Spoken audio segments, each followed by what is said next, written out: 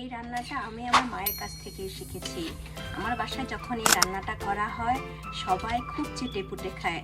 ডাঁটা দিয়ে মাংসের রান্না আমার বাসার সবাই খুব পছন্দ করে। মশলাটা ভালোভাবে কষিয়ে আসছে। গরুর মাংসটাকে ভালোভাবে মশলার সাথে কষিয়ে নেব। যায় মাংসের ঢাকনা সরিয়ে মাংসটাকে ভালোভাবে নেড়ে চেড়ে নেব। মাংস যত বেশি কষাবেন তত মাংস বেশি মজা হবে। মাংস কষানোর এ পর্যায়ে পানি দিয়ে দিচ্ছি।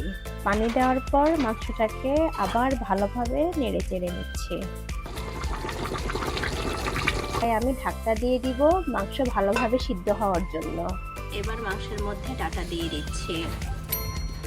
ডাঁটা দেওয়ার পর মাংস আর ডাঁটাটাকে আবার ভালোভাবে নেড়ে চেড়ে নিচ্ছি।